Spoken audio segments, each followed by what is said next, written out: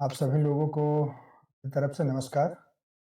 उम्मीद कर रहे हैं कि आप लोग भी स्वस्थ होंगे, फिट होंगे। ये आप लोगों के सामने जो वीडियो लाया जा रहा है, ये जो क्लास है, ये हिंदी से हट करके है, सामान्य अध्ययन के लिए है। सामान्य अध्ययन को शुरू करने से पहले कुछ बातें आप लोगों के समक्ष रखना है। तो बात ये रखनी है कि परीक्षा भी परीक्षा के बारे में हम कोई बात नहीं करेंगे क्योंकि इस समय कुछ दिनांक ऐसे हैं, विशेषकर समीक्षा अधिकारी की परीक्षा के बारे में, हम लोग उसके बारे में कुछ नहीं कह सकते। इवन 2024 का रिजल्ट कब आएगा इसके बारे में भी हम कुछ नहीं करें, क्योंकि आयोग हम लोगों के जो अनुमान है और कुछ सूचनाएं जो अंदर से मिल जा रही हैं उसके बहुत इतर चल रहा है। ठीक है, अब इसके बारे में तो हम बात अभी नहीं करेंगे। हमारा अभी करंट टाइम में मेन मकसद है कि सामान्य अध्ययन और हिंदी इस पर अच्छे से काम कराया जाए। हिंदी विशेषकर समीक्षा अधिकारी के मेंस और पीटी एग्जामिनेशन के लिए, और सामान्य अध्ययन की उस प्रकार की तैयारी कराई जाए, उस प्रकार के आपको लोगों को वीडियो दिया जाए, वो वीडियो आपके समीक्षा अधिकारी के पीटी और मेंस दोनों में जो सामान्य अध्ययन ऑब्जेक्टिव टाइप में आएगा उसके लिए। साथ ही साथ ये सामान्य अध्ययन के जो वीडियो होंगे, ये आपके उत्तर प्रदेश का जो 2025 का पेपर होने वाला है पीसीएस का, उसके लिए भी, और साथ ही साथ स्टेट पीसीएस के लिए भी आप बिहार दें, मध्य प्रदेश दें, राजस्थान दें, उत्तराखंड दें, उसके लिए भी। साथ ही साथ कुछ कैंडिडेट जो आईएएस एग्जामिनेशन में बैठे हैं, ये जो बैठ रहे हैं भाई बंधु लोग, उनके लिए भी समान रूप से उपयोगी है, क्योंकि ये नोट्स के रूप में आप लोगों को कुछ ऐसी चीज़ें दी जा रही हैं और वो वीडियो के माध्यम से भी दी जाएंगी। जब टॉपिक पूरा हो जाएगा तो इसके पीडीएफ भी टेलीग्राम चैनल पर मिल जाएंगे। कुछ इस रूप में आपको दिया जा रहा है कि अगर आप इसका सही से अध्ययन कर लेते हैं, सही से इस वीडियो को देख लेते हैं, नोट्स बनाते हैं, समझ लेते हैं, तो लगभग लगभग सब चीज़ें इसमें कवर कराई। अब सामान्य अध्ययन में आपका पहला टॉपिक शुरू होता है ज्योग्राफी से, भारत के भूगोल। ठीक है ना, इंडियन ज्योग्राफी के भारत के भूगोल से हम शुरू करते हैं। और जो हिंदी के बच्चे क्लासेस हैं अभी जो ये भी क्रम से आ रहे हैं, आते रहेंगे। पर्यायवाची आपकी पूरी हो गई है, पीडीएफ मिल गई है, टेलीग्राम चैनल पे जाइए, लिंक भी नीचे मिल जाएगा। आप टेलीग्राम चैनल पे जाएंगे, देखेंगे तो आपको पर्यायवाची की पीडीएफ मिल जाएंगी। 3 वीडियोस मिल गए हैं, उसमें वो चीज़ संकलित करा दी है कि उससे बाहर कठिन शब्द आपको विरले ही कोई दे पाएगा। ठीक है, वो मैंने संकल्प दे दिया है, संकलन। साथ ही साथ हमें इस बात को और ध्यान देना पड़ेगा कि हिंदी का जो बाकी 5 टॉपिक में से विशेषण विशेष्य के एक वीडियो आ गई है, एक कल तक भी आप लोगों को मिल जाएगा। और अब सामान्य अध्ययन को भी क्रमशः शुरू करना बहुत ज़रूरी है। सामान्य अध्ययन में ज्योग्राफी आप लोगों का अभी मैं शुरू करने ही जा रहा हूँ, ये वीडियो आप लोगों को मिल ही जाएगा। इसके पश्चात क्रम से सामान्य अध्ययन आता जाएगा। और हाँ, समय निकाल करके आप लोगों के लिए बजट और समीक्षा, केंद्रीय बजट और समीक्षा और उत्तर प्रदेश का बजट, इसके वीडियोस भी आप लोगों को सॉलिड एग्जामिनेशन क्रैकिंग कंटेंट के रूप में आपको देना लाजमी है, तो मैं आपको जल्दी ही देने वाला हूँ। ठीक है, आइए शुरू करते हैं। ये आप लोगों के लिए भारत का भूगोल है। भारत का भूगोल शुरू करने से पहले आप लोगों को भारत के भूगोल के बारे में कुछ चीज़ें बताना बहुत जरूरी है। ठीक है, आइए शुरू करते हैं। अभी ये जाना कि भारत का भूगोल पढ़ना आपके लिए कितना महत्वपूर्ण है, कितना प्रासंगिक है, क्योंकि भारत के भूगोल को और इन्वायरमेंट को, भारत का भूगोल, विश्व का भूगोल यानी भूगोल और इन्वायरमेंट के क्वेश्चन को अगर संकलित कर लें तो पीसीएस में लगभग लगभग 30 से 35, 12 से 15 प्रश्न इन्वायरमेंट का आता है, तो लगभग 20 से 25 प्रश्न भूगोल से आ जाए, ये मोटा मोटी। और किसी वर्ष कम, किसी वर्ष ज़्यादा, जटिल और आसान दोनों तरह की आप तैयारी करें, लेकिन माइंड सेट बना के चले कि हमें मैक्सिमम या मिनिमम जो भी है 30 के रेशियो में तो ज्योग्राफी को दिमाग में लेके चले ही। कभी कुछ कम आएंगे, कभी कुछ ज़्यादा आएंगे, ज्योग्राफी के प्रश्नों को आप बहुत अच्छे तरीके से तैयार करके चलें। आइए भारत के भूगोल को हम शुरू करते हैं। और क्योंकि लेक्चर के रूप में अभी आपको लोगों को देंगे तो लंबा समय लग जाएगा, पीडीएफ आपके सामने जो चल रही है इसको हम आपको समझाते जाएंगे। साथ ही साथ जहां मुझे आवश्यकता पड़ेगी, जहां मुझे लगेगा कि यहाँ पर आपको सारगर्भित लेक्चर देना जरूरी है, वहां पर हम पीडीएफ को थोड़े समय के लिए रोक करके और वीडियो के लेक्चर के माध्यम से इस चीज को हम स्पष्ट करने की कोशिश करेंगे। ठीक है, चलिए करते हैं। और ये है आपका व्यू। 2 सेकंड रहे आप लोग, जारी रखिए। थोड़ा वीडियोस को मुझे मिनिमाइज, थोड़ा सा समय लेना चाहिए। आइए आप लोगों का पीडीएफ स्टार्ट। आइए हम शुरू करते हैं भारत के भूगोल से। तो भारत के भूगोल में पहले भौगोलिक परिचय पे ध्यान देंगे कि भारत का लोकेशन कहाँ है, और इसको अच्छे से समझने के लिए ये भी आपके लिए आवश्यक है कि इसको आप लोग गंभीरता से पढ़ें।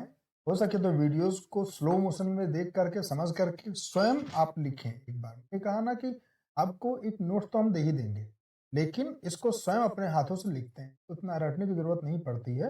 अभ्यास की वही चीज माइंड में और प्रैक्टिस में बहुत आसानी से बैठे।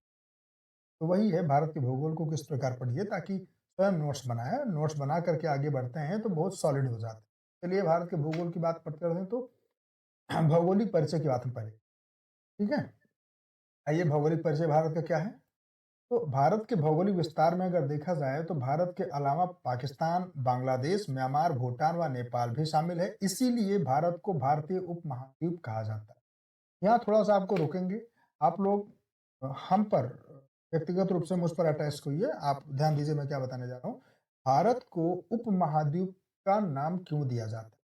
भारत को उपमहाद्वीप का नाम ये भी दिया जाता है क्योंकि एक महाद्वीप में, ठीक है, एक महाद्वीप जैसे एशिया हुआ, अफ्रीका हुआ, जिसमें कई देश होते हैं और कई देश 30, 40, 50 या उससे अधिक देशों में जो विविधता पाई जाती है, भाषाई विविधता, कल्चर की विविधता, पहनावा ओढ़ावा, बोली भाषा, अ, जीवन शैली, खान पान, ये सारी चीजें जो विविधता मिलती है, क्षेत्र विविधता, भौगोलिक विविधता, ऐतिहासिक विविधता, उससे भी ज्यादा विविधता आपको आपका जो हिमालय एक तलवार की भांति जो फैला हुआ है, हिमालय के इधर, हिमालय के दक्षिण के जितने भी देश हैं जो एक समय में भारत के विशाल भूभाग का हिस्सा रहे हैं, उनको संकलित समायोजित करके देखा जाए तो उतने हिस्सों में भी उससे से भी यानी एक बहुत बड़े महाद्वीप से भी ज्यादा बड़ी विविधता इस बेल्ट में को मिलती रही है, ठीक।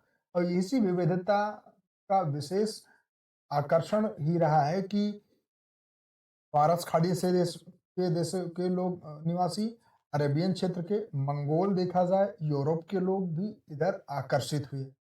तो ये आकर्षण जो वर्तमान में आप भारत को भौगोलिक रूप से नहीं बल्कि राजनीतिक रूप से जो देखते हैं, इस भारत के और बियॉन्ड द करंट बॉर्डर अगर आप इसको ध्यान दें तो आपको मिलेगा कि पाकिस्तान है, बांग्लादेश है, भूटान भी उसका हिस्सा माना के चलिए, श्रीलंका को भी उसी में जोड़ करके चलिए, और म्यांमार को भी एक हिस्से में जोड़ के चलिए, तो ये पूरा भूभाग क्षेत्र बहुत ज़्यादा बहुत बड़ी विविधताओं का एक समागम रहा है। आज से नहीं, अपनी उत्पत्ति से भी इसको देखा जाए तो गोंडवाना विशाल लैंड काल के समय से ही रहा है।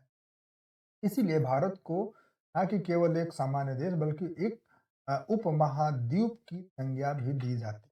कहने का मतलब ये अपने आप में एक महाद्वीप की गुणवत्ता और विविधता और वो भौगोलिक, राजनीतिक और अन्य हर प्रकार की विविधता का अड्डा रहा है, क्षेत्र रहा है। इसलिए भारत के संपूर्ण भूभाग को जो है इसको उपमहाद्वीप का दर्जा दिया है, ठीक है। आगे बढ़ते, इसलिए इसको मैंने अंडरलाइन कर दिया है। फिर कहते हैं भारत के दक्षिणी भाग को श्रीलंका और मालदीव के साथ संयुक्त रूप से दक्षिण एशिया भी कहा जाता है। अर्थात भारत को जब दक्षिण एशिया में कहा जाता है तो भारत के जितने पड़ोसी देश हैं उनको उनके साथ साथ में जो दक्षिणी हिस्सा है ना, श्रीलंका और मालदीव को भी संयुक्त रूप से दक्षिण एशिया कहा जाता है। आगे आते हैं भारत का आकार। भारत का आकार अगर देखा जाए तो चतुष्कोणीय है। मैंने इसमें मैप नहीं दे पाया हूँ, लेकिन अगर आप लोग चाहें तो अपने सामने कोई एटलस खोल के बैठ जाए। भारत का आकार चतुष्कोणीय है। ये जानते हैं इसके पूर्व में इंडो चीन प्रायद्वीप है, अगर पूर्वी हिस्से में देखेंगे तो इंडो चीन प्रायद्वीप है, तथा पश्चिम में अरब प्रायद्वीप है। और भारत का दक्षिणी हिस्सा ध्यान दीजिएगा, ये प्रायद्वीप है ना, ये प्रायद्वीप अरब वाला हो गया।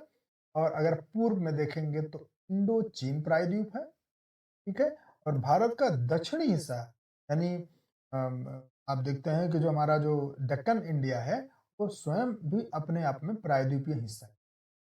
फिर उत्तर-दक्षिण का विस्तार 3214 किलोमीटर है और पूर्व से पश्चिम का विस्तार, ठीक है ना? पूर्व में आप जानते हैं वाराणसी से तिब्बत तक भी आपको सब मिल जाएगा इसी नोट्स में। पूर्व से पश्चिम तक का विस्तार 2000 किलोमीटर है। अगर इन दोनों में अंतराल देखा जाए, तो अंतराल 281 किलोमीटर, ठीक? अर्थात उत्तर से दक्षिण का विस्तार पूर्व से पश्चिम के विस्तार की तुलना में कितना अधिक है, तो घटा के देखेंगे तो आपको लगभग 281 किलोमीटर मिल जाएगा ये अंतराल। लगभग संपूर्ण भारत मानसूनी जलवायु में है। ध्यान दीजिएगा संपूर्ण भारत जलवायु में। परंतु जब इसको अभी जलवायु के हिस्से में और पढ़ेंगे, तो विस्तार का क्षेत्र जो है उप उष्ण और शीत दोनों हिस्सों में है, इसलिए उपोष्ण हिस्से में भारत का भी पाया जाता है, बताया जाता है। जलवायु का चैप्टर पढ़ाएंगे तो आप लोग। फिर आगे आते हैं इसका क्षेत्रफल। क्षेत्रफल ध्यान दीजिएगा, जो अभी तक आप लोग बहुत सी पुस्तकों में पढ़ते हैं, उसका आंकड़ा मैं दे रहा हूँ। ये मंत्रालय का आंकड़ा नहीं है कि क्षेत्रफल 32,87,263 वर्ग किलोमीटर ये आपका है। परंतु ध्यान दीजिएगा, जो पीओके है, पाक ऑक्यूपाइड कश्मीर है, पाकिस्तान अधिकृत जो अवैध तरीके से उसके हाथ में है, उसमें भी देखा जाए तो हमारा जो 78,144 किलोमीटर पीओके में भारत का ही लैंड है, जिसको भारत लेगा आज नहीं तो कल, बहुत जल्दी ही। आगे है पाक द्वारा गलत तरीके से अर्थात अवैध तरीके से चीन को जो दे दिया गया है, वो है 5,180 किलोमीटर स्क्वायर, ठीक? इसको नोट रखिएगा, इंपॉर्टेंट है ये डाटा आप लोगों के लिए इंपॉर्टेंट है, क्योंकि अब तो प्रासंगिक तो और हो जाता है, ये हिस्सा अब और हो जाता है, क्योंकि आप लोग जानते हैं कि सरकारें कैसी होती हैं, सरकार की मंशा कैसी होती है। तो एक आध दो प्रश्न सरकार की मंशा और कार्यशैली को ध्यान में रखते हुए उधर झुकाव वाले प्रश्न बन। पीओके में हिस्सा क्या होता है? 78,114 किलोमीटर पीओके के अंतर्गत है। पाक द्वारा जो अवैध तरीके से चीन को दे दिया गया 5,180 किलोमीटर स्क्वायर है। अक्साई चीन, जिसको कि 1964 वाले युद्ध में जब चाइना ने गलत तरीके से कब्जा लिया था, अवैध कब्जा, वो है 37,555 किलोमीटर स्क्वायर है, ठीक? ये भी अपना भारत का ही हिस्सा है, अवैध तरीके से चीन कब्जाए हुए है। आगे आते हैं भारत के क्षेत्रफल में। भारत देखा जाए तो 7वां सबसे बड़ा देश है विश्व में, और पूरे विश्व के भूभाग का, पूरे विश्व का जो भूभाग है, उसके क्षेत्रफल का लगभग 2.43% हिस्सा भारत के हिस्से में आता है। यानी भारत का जो भूभाग क्षेत्र है, पूरे विश्व के भूभाग क्षेत्र का 2.43%, ठीक? आगे आते हैं क्षेत्रफल में, अगर देखा जाए घटते हुए कौन से देश, पहले रूस ले लेते हैं, फिर कनाडा। देखो कई बार परीक्षाओं में आ गए, ये वनडे की परीक्षाओं में आया है, पीसीएस में भी मिलाने को आया हुआ है, समीक्षा अधिकारी के पेपर में भी आया हुआ। ये क्रम आप लोग एक बार रट डालिए, रूस, कनाडा, यूएसए, चीन, ब्राजील, ऑस्ट्रेलिया, और 7वें नंबर पर आपका भारत है, ठीक है?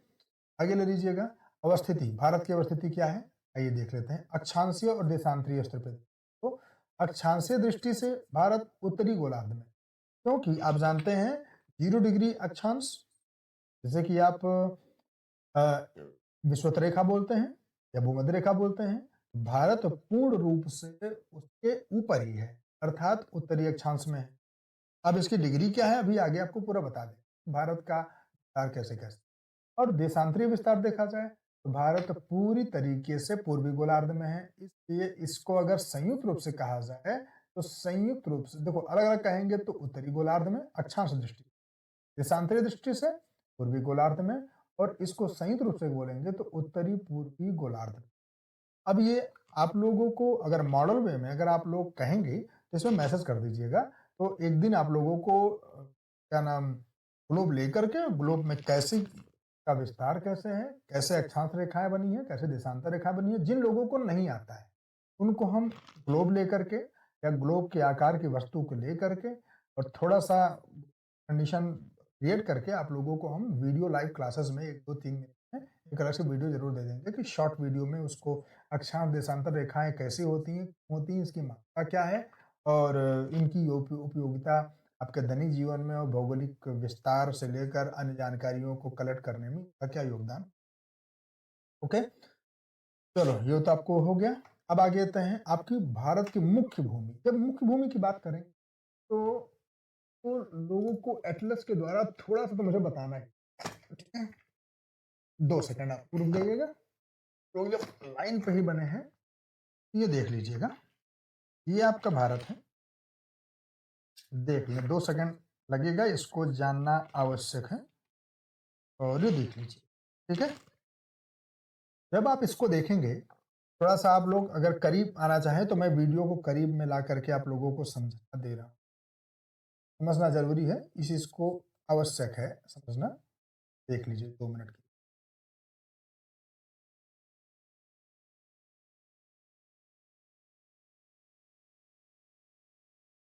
देखिए, जब आपसे भारत के मुख्य भूमि की बात की जा रही है, तो मुख्य भूमि आपकी ये यहीं पर होगी, ये यहीं पर होगी, राइट? मुख्य भूमि की शुरुआत यहीं से होती है, जो कि कन्याकुमारी है, ठीक है? कन्याकुमारी से ही मुख्य भूमि की शुरुआत होती है। मुख्य भूमि का मतलब मेन लैंड एरिया भारत, ठीक? और जब संपूर्ण भारत कहा जाएगा, तब यहाँ जाएँगे आप। तब यहाँ आप जाएँगे, तब यहाँ पर आपको अंडमान निकोबार द्वीप समूह के दक्षिणी बिंदु पर जो आपका इंदिरा पॉइंट है, तब उसको कहा जाता है संपूर्ण भारत का कौन-सा दक्षिणी बिंदु है। तब संपूर्ण भारत का दक्षिणी बिंदु बोला जाता है तो इंदिरा पॉइंट, ओके? और जब मुख्य भूमि का जब बोला जाता है दक्षिणी बिंदु तो आपका कन्याकुमारी बोला जाता है। इसलिए जब आगे मैं भी ज़िक्र करूँगा, तो ध्यान दीजिएगा इनकी डिग्रीज़ क्या है और उसमें नोट्स में कैसा लिखा गया, ठीक है?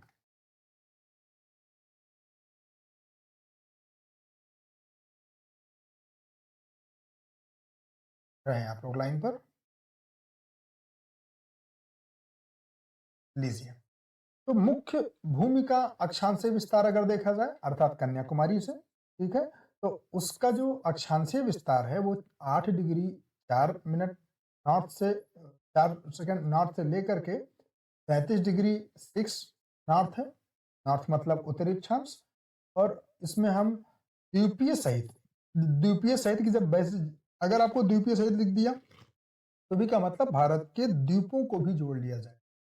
भारत का दक्षिणतम बिंदु अगर देखा जाए तो अंडमान निकोबार का ही दक्षिणतम विस्तार जिसे इंदिरा पॉइंट कहते हैं, ठीक है ना?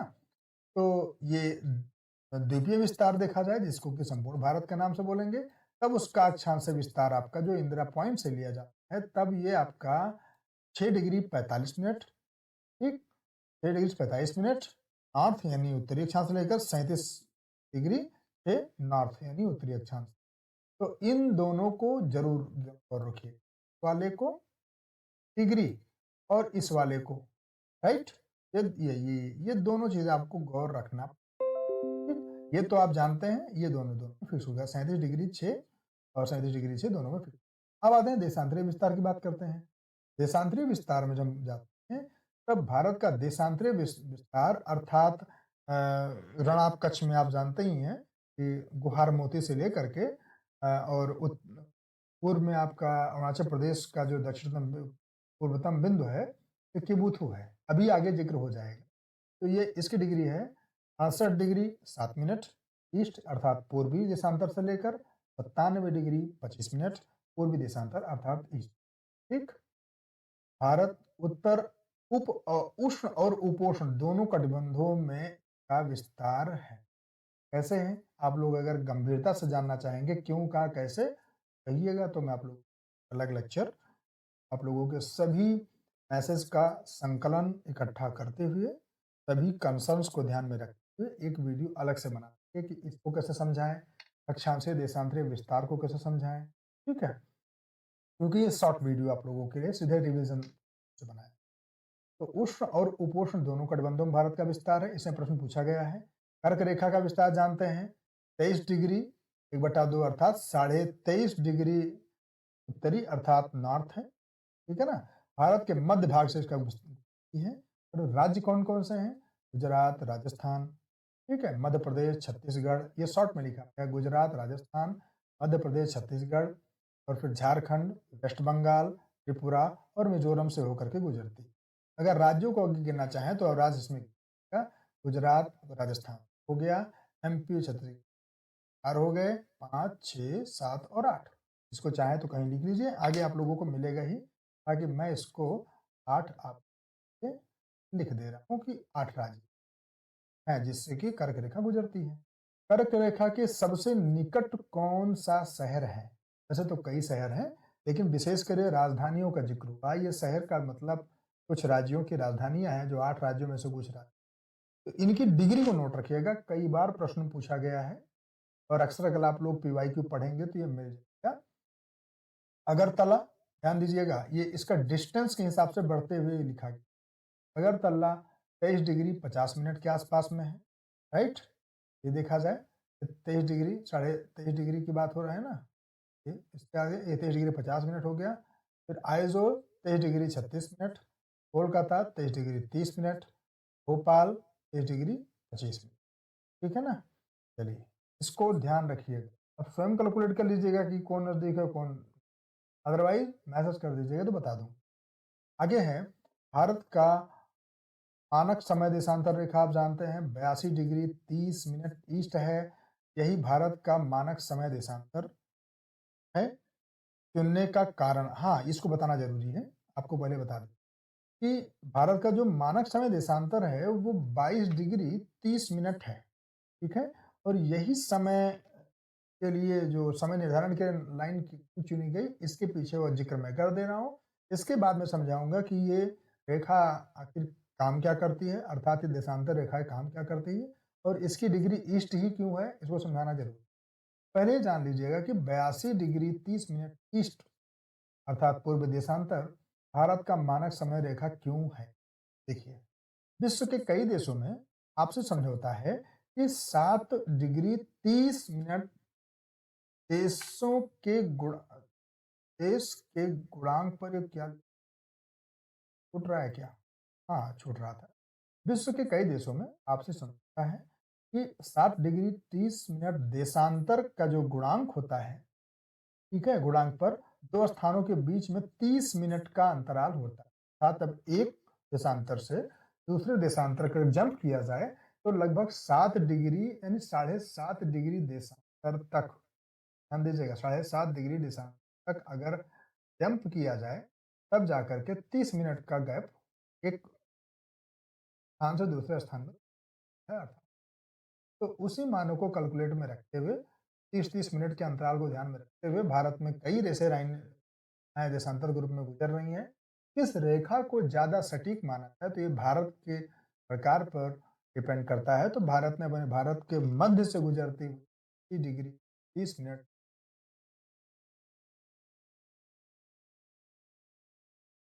अब बता देते हैं कि देशांतर क्या। आप जानते हैं कि ग्रीनविच रेखा, जो कि लंदन से, लंदन के बगल में ग्रीनविच एक छोटा सा टाउन है, वहां से, और उस रेखा की जो जब वहां 12 बजता है तो उसके ईस्ट में अर्थात पूर्वी देशांतर जब बढ़ते हैं तो प्रति 1 डिग्री पर 4 मिनट की दूरी बढ़ती है।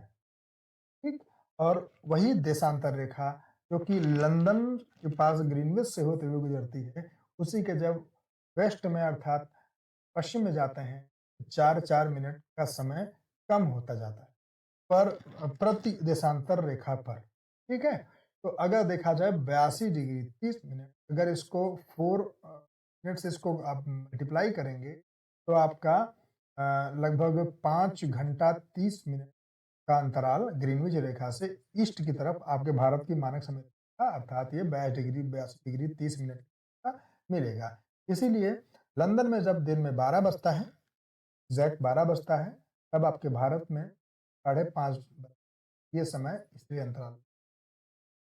थोड़ा मैं शॉर्ट बता रहा हूँ, जब आप लोग लेक्चर ग्रुप में जाएंगे तो इसको विस्तार में बता विद फिगर डायग्राम बना करके। चलिए, भारत का 82 डिग्री 30 मिनट ईस्ट रेखा, ये जो प्रयागराज के नैनी से गुजरती है, आप अपना जानते हैं, तो लोग प्रयागराज बैठे होंगे उनको पता होगा। साथ ही साथ ये अन्य 5 राज्यों से गुजरती है, ये इंपॉर्टेंट है, 5 राज्यों से गुजरती है। 5 राज्य शॉर्ट में लिखे हैं, उत्तर प्रदेश, मध्य प्रदेश, छत्तीसगढ़, उड़ीसा और आंध्र प्रदेश, ये ध्यान दीजिएगा, ये आंध्र प्रदेश है, ये आंध्र प्रदेश और उड़ीसा। अक्सर लोगों से कंफ्यूजन ये 3 राज्यों में हो, किससे गुजरती है, किससे गुजरती है, किससे गुजरती है। कुछ लोगों को महाराष्ट्र मिल जाएगा, तो महाराष्ट्र आप कभी मत लीजिएगा। ये आपका जो एमपी होगा, इसको सीधे आप कट मारिएगा। चलिए आगे आते हैं। 82 डिग्री 30 मिनट ईस्ट के निकटतम बिंदु की बात करेंगे। आप अभी कर्कलेखा वाला पढ़ लिए, उसके निकटतम और इसके निकटतम की डिग्री देख लीजिए, मालूम चल जाएगा। तो रीवा का है 81 डिग्री 19 मिनट ईस्ट, ठीक है। लखनऊ का 81 डिग्री है, सागर का 70 डिग्री 50 मिनट, ठीक है। आगे आते हैं उत्तरतम बिंदु, भारत का सबसे उत्तरी बिंदु, अर्थात ये लद्दाख में, वर्तमान के समय में लद्दाख में है, इंदिरा कॉल बोलते हैं। और दक्षिणतम बिंदु आपका जो है वो कन्याकुमारी, ये कन्याकुमारी को केप कोमोरिन अथवा अंतरीप, हाँ, केप कोमोरिन बोलते हैं। धनुष कोडी भी इसी को ही लगभग नहीं आता। तो कहीं प्रश्न मैंने स्वयं उस प्रश्न को हल किया है, हमारे सामने क्वेश्चन आया है, तो केप कोमोरिन से लोगों को कंफ्यूज करने की कोशिश, तो कन्याकुमारी को ही केप कोमोरिन। आगे आते हैं इंदिरा पॉइंट, ये भारत का दक्षिणतम बिंदु हो जाएगा। ये द्वीपीय स्थिति की स्थिति में है, आप लोग जानते हैं, ये बता दिया है। इसी को पिग्मेलियन पॉइंट या पार्सन पॉइंट भी कहते हैं। है इंदिरा पॉइंट को ही पिग्मेलियन पॉइंट या पार्सन पॉइंट कहते हैं। पश्चिमतम यानी सबसे पश्चिमी बिंदु आपका होगा गुहार मोती, अभी मैं आपको कर गया था। गुहार मोती अथवा गौर माता, ये गुजरात में है, कच्छ के रण में सबसे उधर है, सबसे जो है पाकिस्तान के बॉर्डर से टच करता है। ये सर सबसे पूर्वी बिंदु आपका जो हो जाएगा वो है किबुथु, किबुथु ले लीजिए, ठीक। आगे हम जिक्र करते हैं स्थलीय सीमा। स्थलीय सीमा आपकी 15,200 किलोमीटर है। स्थलीय सीमा, भारत की स्थलीय सीमा 15,200 किलोमीटर है। ये गृह मंत्रालय की रिपोर्ट 2021-22 के अनुसार है ये जिक्र, ठीक। और फिर पड़ोसी देश की बात करते हैं, भारत के कौन से हैं। वैसे तो आपके 9 पड़ोसी देश ये गिनते हैं। स्थलीय सीमा पर पाकिस्तान, अफगानिस्तान से हैं। अफगानिस्तान से दूरी सबसे कम तो 6 किलोमीटर की दूरी है मात्र रखती हुई है। पाकिस्तान, अफगानिस्तान, चीन, नेपाल, भूटान, म्यांमार और बांग्लादेश। अब जलीय सीमा पर देखा जाए तो वस्तुतः 2 देश हैं, श्रीलंका और मालदीव। कहीं कहीं कुछ किताब में आपको इंडोनेशिया को भी जलीय सीमा पर जिक्र कर दिया जा रहा है, लेकिन वो काफी डिस्टेंस पे है, इतना नजदीक नहीं है कि पड़ोसी देशों में उसको गिना जाता है। इसलिए पड़ोसी में श्रीलंका और मालदीव को जलीय सीमा को साझा करने वाले देश के रूप में गिना जाता है। आगे लेते हैं, स्थलीय सीमा से लगे देश की लंबाई क्या है। अब जो स्थलीय सीमा से देश से लगे लंबाई में अगर हम देखेंगे घटते क्रम में, तो सबसे पहले होता है बांग्लादेश से सीमा है, सबसे लंबी भारत की स्थलीय सीमा है 4,096.7 किलोमीटर सबसे अधिक। और सबसे कम जो है अफगानिस्तान 106 किलोमीटर। ये 2 मैंने आपको दिया, अक्सर परीक्षा में इसको टारगेट करें। चलिए एक चीज और जान लेते हैं। चीन से सीमा 34,88 किलोमीटर, पाकिस्तान से सीमा 3,323 किलोमीटर, नेपाल से सीमा 1,751 किलोमीटर, म्यांमार से 1,643 और भूटान से 600। ठीक है, चलिए भाई इसको लिस्टिंग कर लीजिए। इसको घटते क्रम में या बढ़ते क्रम में भी पूछा जा सकता है, क्योंकि भाई ये आयोग है, आयोग अपने प्रश्नों को बनाने और पूछने के स्ट्रेटजी को बदलता रहता है। बस कुछ नहीं, वो 10 क्वेश्चन भी उलट फेर अगर कर दिया कि आपके समझदारी या ट्रेंड से बाहर का है, तो बस मान लीजिए कि अच्छे खासे फाइटर्स भी उसमें बाहर भी हो सकते हैं और तुक्का वाले अंदर भी हो सकते हैं। चलिए भाई आगे आते हैं, कुल स्थलीय सीमा की बात करते हैं। कुल तो कुल स्थलीय सीमा में बांग्लादेश का हिस्सा 27%, भारत जितना साझा करता है पड़ोसी देशों से स्थलीय सीमा, उसमें से 27% बांग्लादेश से ही साझा हुआ। आगे आते हैं, बांग्लादेश 5 राज्यों से सीमा साझा करता है, उसमें असम, मेघालय, त्रिपुरा। मैप देख लीजिएगा, ये सब मैपिंग की चीज है। असम बिना मैप पे, बिना एटलस के अच्छे से पढ़ाई आप लोगों की नहीं हो पाएगी। ये वीडियो लेक्चर से आप लोग काफी चीज जान जाएंगे, लेकिन अपने हाथ में आप अपना एटलस रखें, ठीक है। आप लोग डिमांड करेंगे तो मैपिंग भी आप लोगों को सिखा देंगे, समझा देंगे, मैपिंग के थ्रू लेक्चर देंगे। लेकिन फिलहाल इसको आप जब पढ़िए, लेक्चर देखिए, या हमारे पीडीएफ आप लोगों को जब मिल जाएंगे तो आप लोग अपने हाथ में एक एटलस जरूर लेके बैठिए। तो बांग्लादेश की सीमा 5 राज्यों से मिलती है, असम, मेघालय, त्रिपुरा, मिजोरम, पश्चिम बंगाल। ठीक है, अब आगे आते हैं। ये पूरी तरह से मानव निर्मित सीमा है, अर्थात ये प्राकृतिक रूप से कुछ भी इसमें नहीं, इसे बोलते हैं मानव अध्यारोपित सीमा। ठीक है, अब आगे आते हैं। इसमें सबसे अधिक लंबी सीमा पश्चिम बंगाल से है, ये बहुत इंपॉर्टेंट है, पूछा भी गया है, उसको बहुत गौर रखिएगा। अर्थात बांग्लादेश की सीमा सबसे ज्यादा जो है पश्चिम बंगाल से है, और सबसे कम जो है वो सीधे आपका त्रिपुरा से है। राइट, आगे आते हैं चीन के साथ सीमा। चीन के साथ सीमा साझा करने में ये प्राकृतिक सीमा, अर्थात चीन से जो भारत की सीमा बनी है वो प्राकृतिक सीमा के रूप। अब ध्यान दीजिएगा, 5 राज्य और केंद्र शासित प्रदेश जो चीन से सीमा साझा करते हैं, ये आता है चीन से सीमा, इसको अंडरलाइन कर लीजिए, इसको आप एक तरह से हेडिंग बना लीजिए। ओके, प्राकृतिक सीमा है ये। 5 राज्य और केंद्र शासित प्रदेश ऐसे हैं जो चीन से सीमा साझा करते हैं। और वो 5 राज्य आपके कौन कौन से हैं ये आप लोग देख सकते हैं। ये आप ले लीजिएगा तो हिमाचल प्रदेश हो गया, लद्दाख हो गया, लद्दाख आपका केंद्र शासित प्रदेश हो ही गया, उत्तराखंड हो गया, सिक्किम, अरुणाचल प्रदेश, और फिर सर्वाधिक लंबाई लद्दाख में है, अर्थात लद्दाख जो केंद्र शासित प्रदेश है उसकी सीमा चीन से सर्वाधिक लंबी।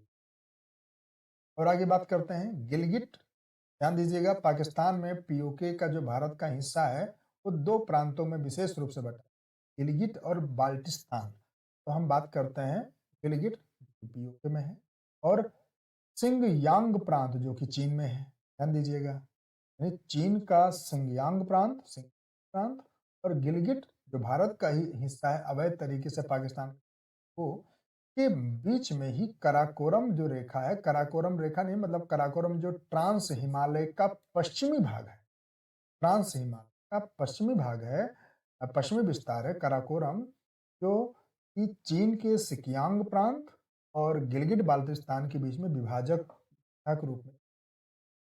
यह जो है सिंधु नदी को तारिम बेसिन से भी अलग करता है। ये कह सकते हैं कि सिंधु नदी को तारिम नदी से अलग करता है। सिंधु नदी इसके दक्षिण में है कराकोरम के, और तारिम नदी इसके उत्तर में है। ठीक है, आगे हैं, अब इसको पढ़ लीजिएगा। चीन से पूर्वी सीमा भूटान के पूर्वी छोर से तालू दर्रे से के निकट भारत, तिब्बत, म्यांमार के त्रिसंधि तक है। अगर चीन से देखा जाए तो ये तो 3 से पश्चिमी सीमा हो गई जो कि लद्दाख से जुड़ रही है। अब चीन से भारत की जो पूर्वी सीमा है वो आपकी कहाँ शुरू होगी, तिब्बत, ये भारत तिब्बत म्यांमार के त्रिसंध तक है। कहाँ से, भूटान के करीब से। जो आप भूटान का जो अब अगर आप देखेंगे मैप में तो जो कंचनजंगा है ना, कंचनजंगा के पास में ही है तालू दर्रा, ये तालू दर्रा। तो वहां से ये तालू दर्रे से शुरू होता है चीन, और चीन से भारत की सीमा ये भूटान के पास जो है कंचनजंगा के करीब में, के तलीय क्षेत्रों के करीब में तालू दर्रा है। तालू दर्रे के निकट से भारत, चीन और तिब्बत, ये भारत का हिस्सा कौन सा होगा, अरुणाचल प्रदेश, अरुणाचल प्रदेश और तिब्बत और म्यांमार के पास एक त्रिसंध क्षेत्र है, जहाँ से दिहांग खड्ग है ना उसके थोड़ा सा और पूर्व जाते हैं, वहाँ ये चीन के साथ भारत की सीमा है। इससे ही ये जो आपका भूटान से लेकर के यानी तालू दर्रे से लेकर के त्रिसंधि यानी भारत, तिब्बत और म्यांमार के त्रिसंधि तक का जो सीमा क्षेत्र है भारत से, बॉर्डर एरिया है भारत का और चीन का, इसी को ही 1913-14 में शिमला समझौते में हेनरी मैकमोहन ने निर्धारित किया था, जो कि लगभग 1140 किलोमीटर है। इसे भारत तो मानता है परंतु चीन नहीं मानता है। चीन अपने, क्योंकि चीन का तो नेचर है, अब इसको मैं थोड़ा आप लोगों को बता देता हूँ, हम पर गौर करिएगा। एक फिलॉसफी बताने जा रहे हैं, इसको ग्लोबल वर्ल्ड में आप लोग नहीं जानते होंगे, बट चाइना की बहुत ही सॉलिड फिलॉसफी है। चाइना क्योंकि मार्क्सवादी देश है, और चाइना मार्क्सवादी के कुत्सित दृष्टिकोण को फॉलो करता है। विशेषकर विश्व बिरादरी व्यवस्था में, विस्तारवादी मानसिकता में वो उसी दृष्टिकोण से चलता है। चाइना का कहना है कि माओ ने कहा था कि क्या फ़र्क पड़ता है बिल्ली काली हो अथवा गोरी, जब तक कि चूहे पकड़।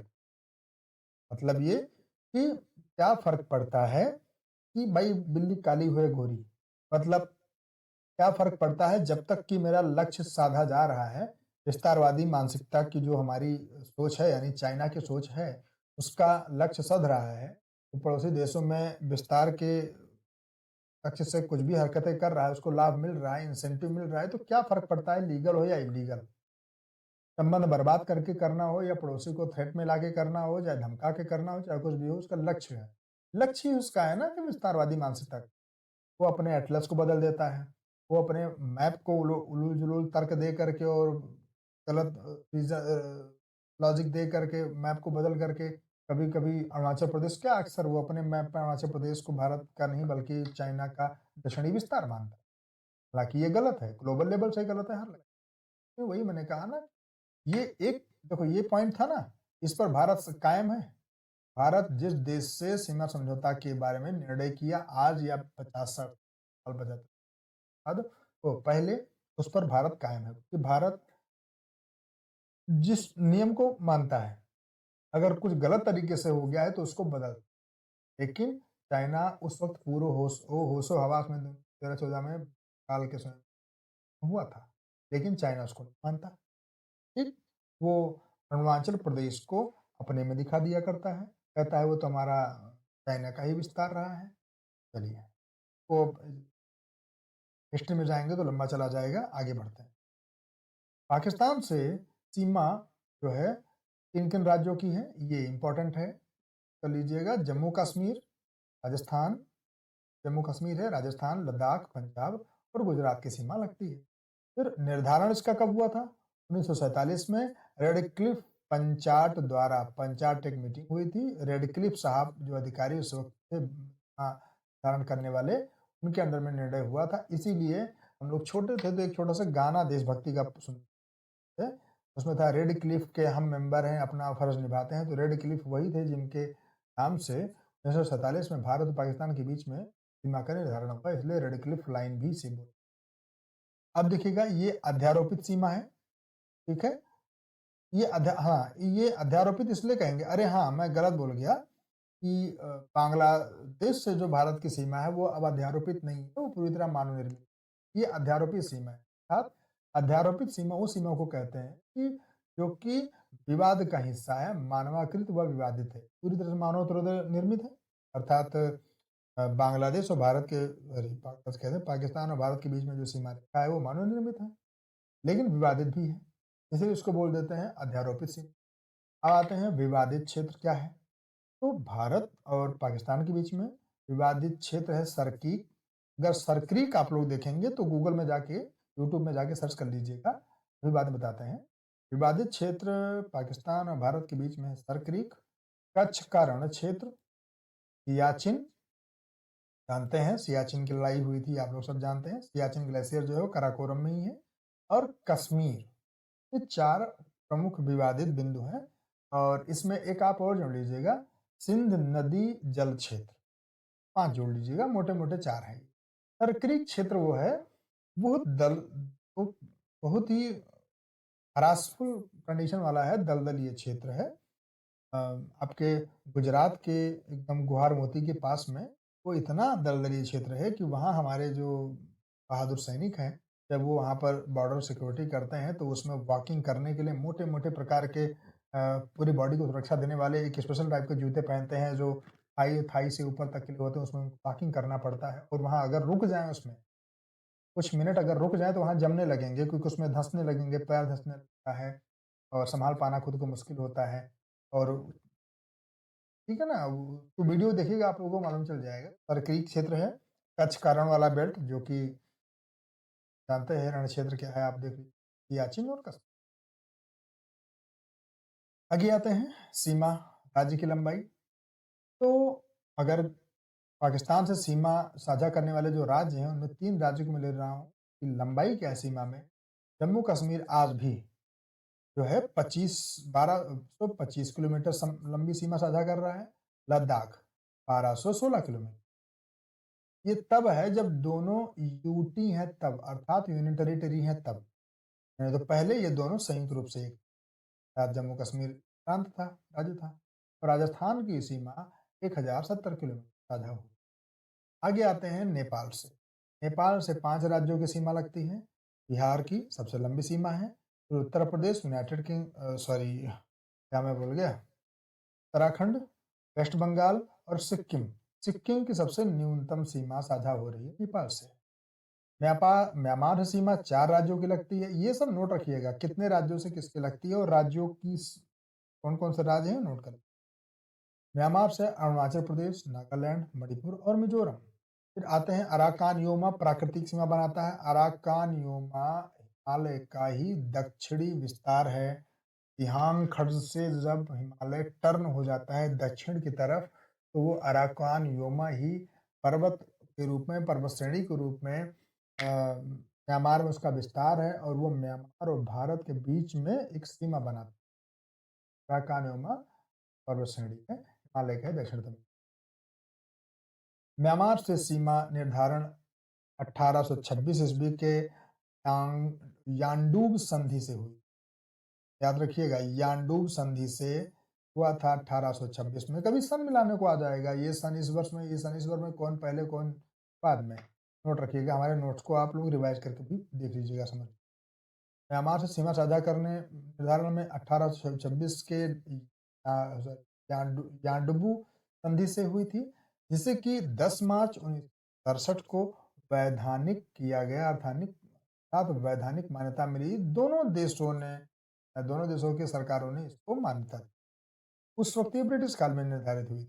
ठीक है, आगे आते हैं। एक से अधिक देशों से लगने वाले राज्यों की और केंद्र शासित प्रदेश कौन से, जो एक से अधिक देशों से साझा करते हैं। लद्दाख हो गया, जानते हैं चाइना से भी, ठीक, अफगानिस्तान से भी मिलता है, पाकिस्तान से भी, ठीक है ना। लद्दाख हो गया।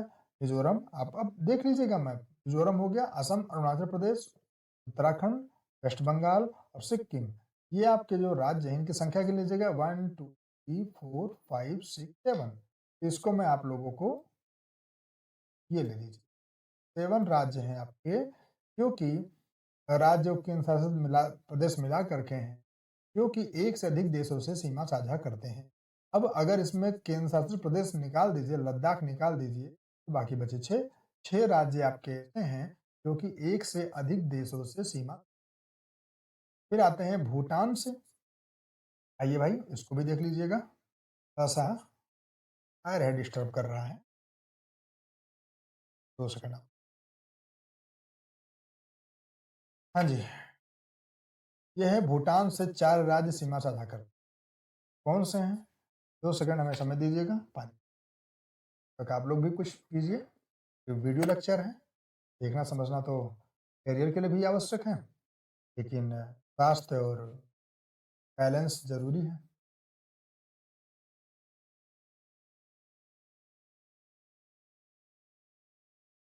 आप लोग अपनों की तरह ही हैं, इसलिए वीडियो में बहुत सोफिस्टिकेशन नहीं है कि मैं वीडियो ये पॉज कर दूं, हटा दूं और आप लोग, मैं बहुत वीआईपी टीचर लेक्चर हूं, ऐसा कुछ नहीं। ना वीआईपी, ना बहुत पॉपुलरिटी की कोई चॉइस है। हाँ, आप लोगों से यही गुजारिश है, वीडियो को लाइक कर दीजिए, शेयर कर दीजिए, सब्सक्राइब कर दीजिएगा। ज़रूर इसमें बेल आइकन इसका दबा दीजिएगा, ताकि इसके वीडियोज़ आप लोगों को रेगुलर मिलते रहें और अदर स्टूडेंट्स को, अदर भाइयों बहनों को ज़रूर इसको पहुंचा दीजिए। आप जब वीडियो को पूरा देख रहे हैं, ये लग जाए ये क्वालिटी वीडियो है, ये नोट्स हमारे बहुत ही, तो इसको ज़रूर दूसरों तक पहुंचाइए। इसलिए इससे आप हमारा अर्थात सर का भला करते हैं, ये मत सोचिएगा। ये सोचिएगा कि मेरा धर्म है, ये मेरा फर्ज है कि पहुँचे। कम से कम रील देखने में और उलूल-जुलूल के वीडियो देखने में, या ऐसे टीचर्स के वीडियो देखने में, ऐसे लेक्चर देखने में, जो कि सिर्फ़ स्क्रीन हाइलाइट दिखा करके, एक स्क्रीन पे एक क्वेश्चन दिखा करके, पीवाईक्यू करा करके कि मैं बहुत अच्छा हूँ। अच्छी पढ़ाई अच्छे लेक्चर से होती है, अच्छे नोट्स से होती है।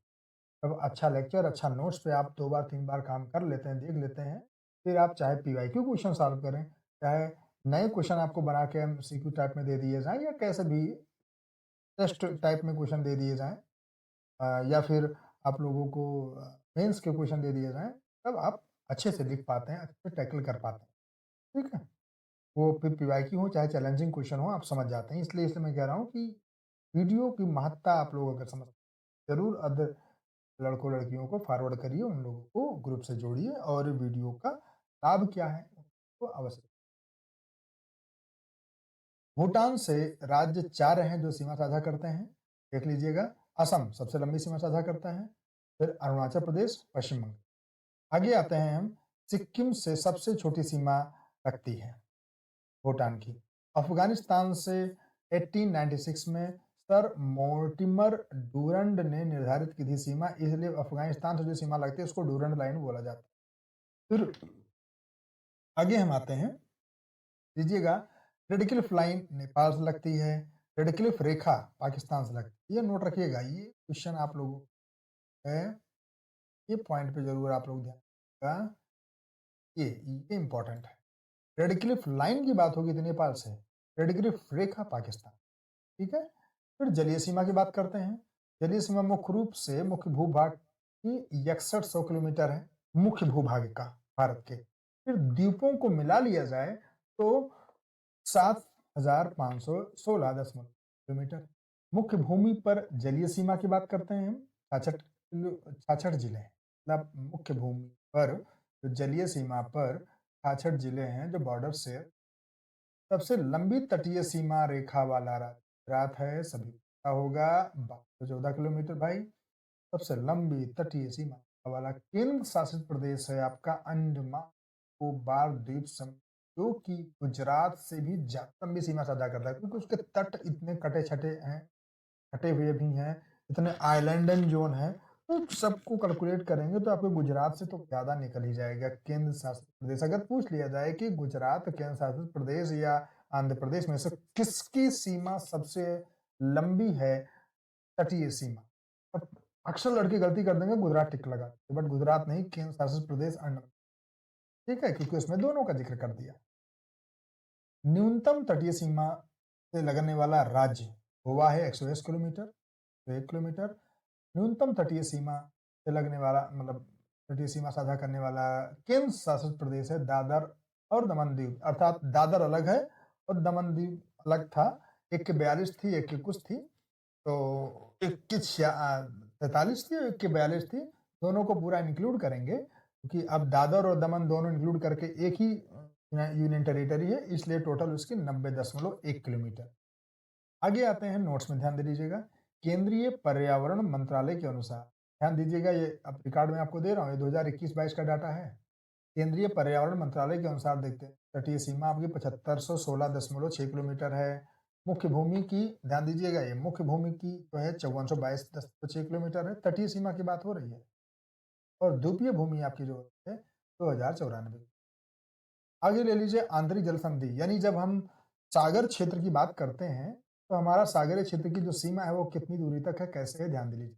ये मान लेते हैं कि भारत का आपका स्थल है, उससे लगभग ये जो बाहर को जो हिस्सा निकला होता है मुख्य लैंड का, मुख्य भूमि का, उसको मिलाती हुई जो लाइन जाती है, तो अगर ये चीज छूट गया, ये देखो, ये जलीय क्षेत्र है, छूट गया, ये छूट गया, ये जलीय क्षेत्र छूट गया, ये जलीय क्षेत्र है, छूट गया, तो ये कोई बात नहीं, ये आपका 0 किलोमीटर के जोन में ही आएगा। यहाँ तक की जो मिलान वाली लाइन होगी ये 0 किलोमीटर की होती है, इसे बोलते हैं आंतरिक जल क्षेत्र।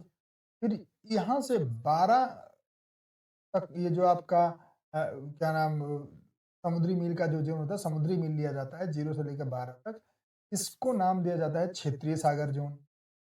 और फिर इस 12 से 14 समुद्री मील वाला जोन होगा, इसे बोला जाएगा अविच्छिन्न मंडल, ठीक, समझ गए।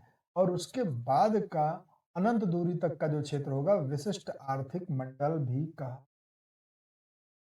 आगे ले लीजिएगा, रामेश्वरम पंबन द्वीप पर स्थित है। आदम ब्रिज के उत्तर पूर्व में, ध्यान दीजिएगा, अगर आप एटलस देखेंगे आप लोग के एटलस में जाएगा, जो एडम ब्रिज है, जिसे आदम ब्रिज बोलते हैं, जिसको कि रामायण काल में जो है रामचरितमानस में अगर आप पढ़ते हैं, जाने होंगे, जानते होंगे कि का निर्माण भगवान श्री राम कर कमलों से, पत्थर छूने से, फेंकने से पुल बना था, उसको एडम ब्रिज। उसके उत्तरी पूर्वी पूर्व में पाक की खाड़ी है और दक्षिण पश्चिम में मन्नार की खाड़ी है। इस पे क्वेश्चन पूछा गया है, ध्यान दीजिएगा। जो हल्की तैयारी करेंगे वो यहाँ पर कंफ्यूज हो जाएंगे। मैं हल्की की बात ऐसा नहीं है कि कोई पर्सन हल्का हो, कहने का सेंस ये है कि जो थोड़ा सा लापरवाही से तैयारी, इस पॉइंट पे गौर नहीं करे, पूछ लिया जाए तो यहाँ कंफ्यूज हो सकता है, यहाँ भी कंफ्यूज हो सकता है। फिर महाचैनल क्या होता है? Great Nicobar Nicobar sorry great Andaman और इंडोनेशिया, इंडोनेशिया का जो आइलैंड है, डाल आइलैंड है सुमात्रा, ग्रेट अंडमान और सुमात्रा के बीच में जो डिवीजन रेंज है उसे बोल देते हैं। फिर म्यांमार को का कोको द्वीप समूह, ध्यान दीजिएगा, उत्तरी अंडमान द्वीप से कोको चैनल द्वारा अलग होता है। याद कर लीजिएगा, म्यांमार का कोको द्वीप समूह वो उत्तरी अंड के अगर उत्तर और पूर्व में देखेंगे तो कोको चैनल से ही वो अलग होता है। डायरेक्टली पूछते हैं कोको चैनल से भारत से कौन सा देश अलग होता है, तो म्यांमार कह सकते हैं। डायरेक्टली अगर ये आइलैंड्स के नाम न दिया तो आप सीधे कोको चैनल और म्यांमार का जिक्र। आगे है मालदीव। मालदीव भारत के लक्षद्वीप, लक्षद्वीप का जो आइलैंड है मिनिकॉय द्वीप से भाई तो 8 डिग्री चैनल द्वारा अलग होता है। अगर उस लक्षद्वीप के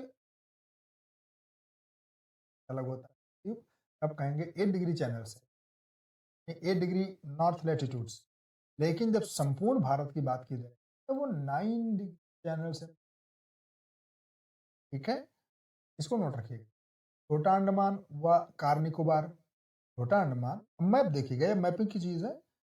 छोटा अंडमान और कार निकोबार 10 डिग्री चैनल से अलग होता है। सुमात्रा और निकोबार, देखो सुमात्रा जो इंडोनेशिया का आइलैंड है, सुमात्रा और निकोबार के बीच में ग्रेट चैनल बोला जाता है, ग्रैंड चैनल। फिर दक्षिण अंडमान और लघु अंडमान, ध्यान दीजिएगा, दक्षिण अंडमान और लघु अंडमान के बीच में जो पास है जिससे शिप और बोट्स जा सकते हैं उसको बोलते हैं डंकन पास। आगे आते हैं लक्षद्वीप और मालाबार द्वीप तट। लक्षद्वीप और मालाबार तट के बीच में, यानी मालाबार तट यहाँ पर जो विशेषकर केरला को ले, ठीक है, उसमें लक्षद्वीप सागर का विस्तार है जो कि अरब सागर का ही हिस्सा। फिर आते हैं अतिरिक्त भूभाग की बात करेंगे। अतिरिक्त भूभाग में दादर और नगर हवेली 7वां केंद्र शासित प्रदेश बना अगस्त 1961 में। इंपॉर्टेंट है।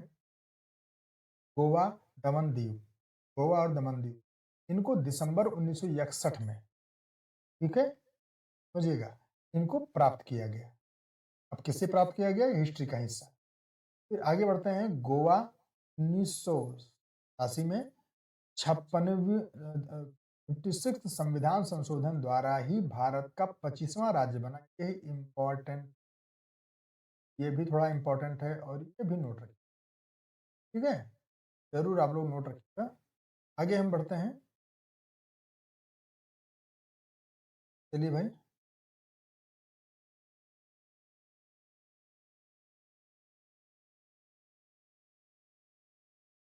हाँ जी, अब आते हैं पांडिचेरी।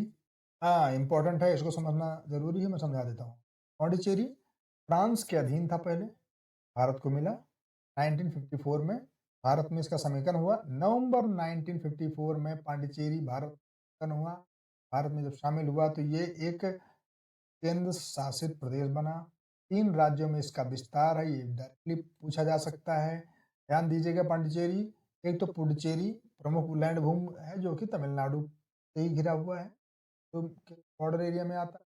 फिर दूसरा इसका हिस्सा है कराईकल, कराईकल भी तमिलनाडु में है, तो यानी कराईकल और पुडुचेरी ये तो तमिलनाडु में ही है। पांडिचेरी का दूसरा हिस्सा है यनम, यनम आपके आंध्र प्रदेश में है, दीजिएगा मैप में। और पांडिचेरी का एक हिस्सा है माहे, ये केरल में है। तो देखा जाए तो तमिलनाडु, आंध्र प्रदेश, केरल में कौन कौन है? यनम आंध्र प्रदेश, माहे केरल, कराईकल और पुडुचेरी तमिलनाडु। ठीक, आगे बढ़िए। 2021 के 17वीं वन रिपोर्ट में, ध्यान दीजिएगा, 2021 की रिपोर्ट दे रहा हूं मैं। भारत का क्षेत्रफल 32,87,470 वर्ग किलोमीटर बताए। ये पूछा, क्वेश्चन बना दिया जाएगा। 2021 की सरकार की रिपोर्ट या 17वीं वन रिपोर्ट के अनुसार क्षेत्रफल कितना है? 36-87 पता है, अगर इसमें कन्फ्यूज़ कर दिया भाई आयोग है कन्फ्यूज़ कर सकता है। तो 2024 के क्वेश्चन पेपर आपने देखे, जो अप्रत्याशित था उसको भी क्वेश्चन चैलेंजिंग बना दिया, ठीक है? इसलिए लोगों के ग्राफ लोगों को नुकसान। वर्ष 2015 में भारत-बांग्लादेश सीमा समझौता, ध्यान दीजिएगा, जब ये 2015 में मोदी गवर्नमेंट बनी उसके 1 वर्ष बाद में उसने जब भारत ने क्या किया था बांग्लादेश तो कुछ भू क्षेत्र था, कौन बांग्लादेश के हिस्से में जाना चाहिए कौन नहीं, उस सीमा का पुनः निर्धारण हुआ था। वो 119वां नंबर का संविधान संशोधन विधेयक था, तो संशोधन हुआ तो 100वां संशोधन भारत को प्राप्त हुआ 2777 वर्ग किलोमीटर स्क्वायर एरिया और बांग्लादेश को प्राप्त किया गया 2067 किलोमीटर, ताकि कुछ हिस्सा भारत में था, कुछ बांग्लादेश में भारत का था और भारत का कुछ बांग्लादेश का भारत में था, तो उसको कहीं से शेयर किया गया, बॉर्डर को रीमेंटेन। 7 बहनों के नाम से भारत के उत्तरी पूर्वी राज्य बोले जाते हैं, इनमें कौन कौन सा है?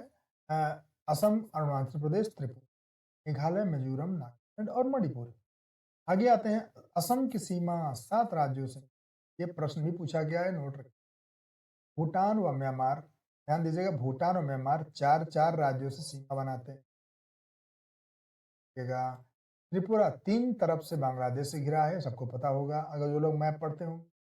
सिक्किम 3 देशों से 3 तरफ से घिरा हुआ है। सिक्किम आपका जो राज्य है 3 देशों से और 3 तरफ से घिरा हुआ है। सिक्किम एक तरफ नेपाल पाएंगे, एक तरफ चाइना अर्थात तिब्बत पाएंगे, एक तरफ, ठीक है, वो आप भारत का तो है ही। 3 बड़े राज्य एरिया में कौन कौन से हैं भैया? राजस्थान है, मध्य प्रदेश है और महाराष्ट्र और उत्तर प्रदेश है, सबको पता होगा। 3 बड़े राज्य, बड़े जिले पूरे भारत में 3 बड़े जिले जो कि एरिया में है। कच्छ करम सबसे नंबर 1 पर है, दूसरे नंबर पर लेह है। लोगों को कंफ्यूजन हो जाया करता है दोनों में, तो ये दोनों आपको पता भाई, वो कंफ्यूजन कर दूं तो तीसरा नंबर कौन सा है? अगर ये जंप कर दिया तब तीसरा जैसलमेर और चौथा बीकानेर। अगर इस क्रम में दे दिया जाएगा तो आप लोग हिंद महासागर के बारे में थोड़ी जानकारी, बहुत इंपॉर्टेंट है। प्राचीन नाम रत्नाकर, इसका क्षेत्रफल में देखा जाए तो विश्व में तीसरा सबसे बड़ा महासागर है। आप जानते होंगे 5 बड़े महासागर आपको पहले से पता होगा। हाँ, पहले आपका पैसिफिक हो गया, दूसरा अटलांटिक हो गया और तीसरा हिंद महासागर हो गया।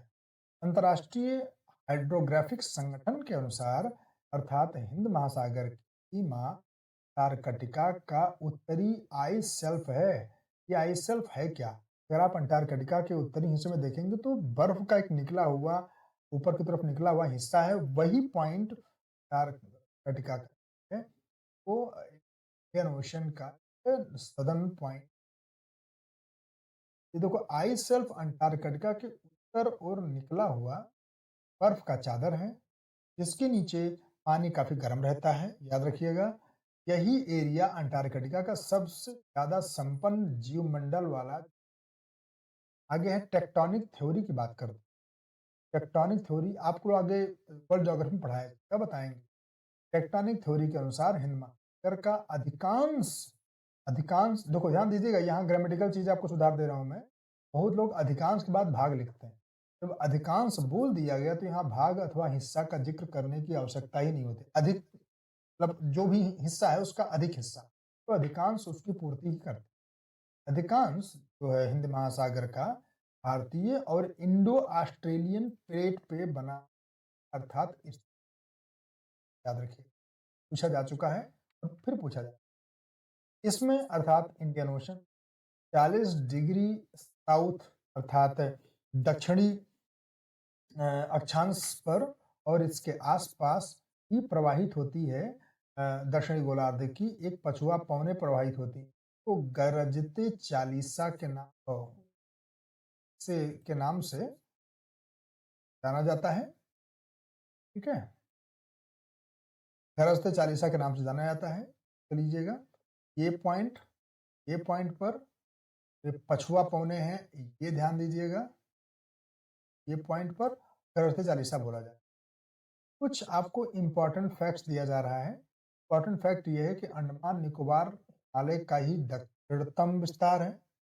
हाँ, अंडमान निकोबार तो हिमालय का ही, जब आप हिमालय की उत्पत्ति और उसके भूगर्भिक रचना के बारे में पढ़ेंगे तो सब कुछ इसमें आ जाया करता है, अच्छे से पढ़ लीजिएगा और हम बताएंगे वर्ल्ड ज्योग्राफी सारी चीज ये तो आपको एग्ज़ाम क्रैकिंग पॉइंट चीज़ें दे रहा हूँ, ज़्यादा नहीं दे बार हिमालय का ही दक्षिण में विस्तार है, जो कि ओशन में सबमर्ज हो गया था। वही अराकानियोमा जो पर्वत श्रेणी है, म्यांमार और भारत के बीच में, उसी का विस्तार।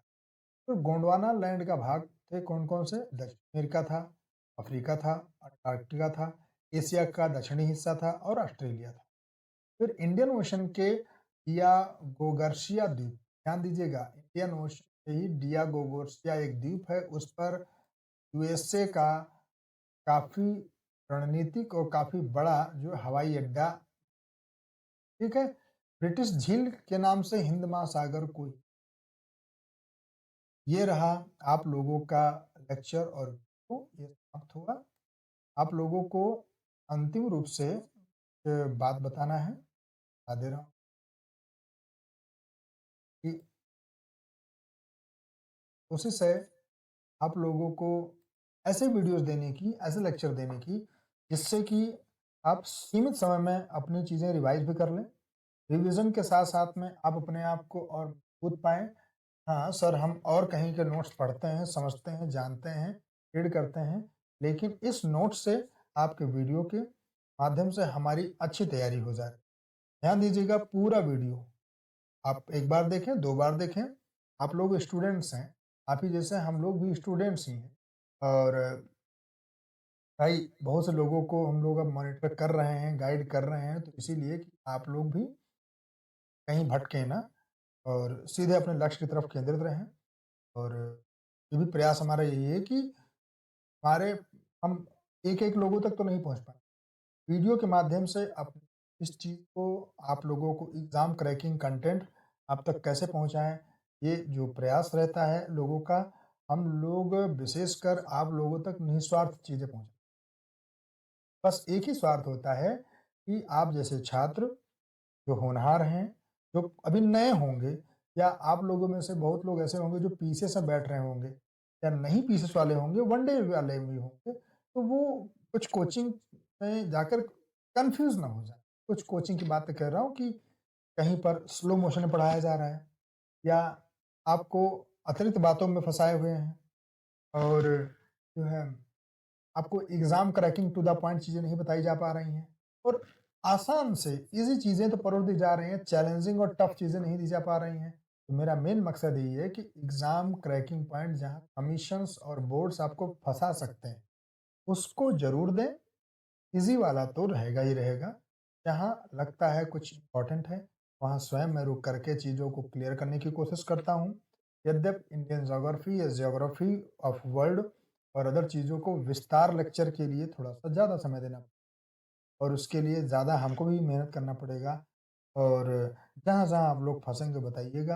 अदरवाइज़ अभी जो सामग्री दी जा रही है, IAS, PCS, UP triple SC, other state examination और आरओ एआरओ के पीटी एग्ज़ाम को और ये ऑब्जेक्टिव टाइप के क्वेश्चन को ध्यान में रखते हुए, चाहे वो कथन कारण बन जाए, चाहे तथ्य बना दिया जाए, चाहे डायरेक्टली फैक्ट बना दिया जाए, उस तरह की सामग्री है।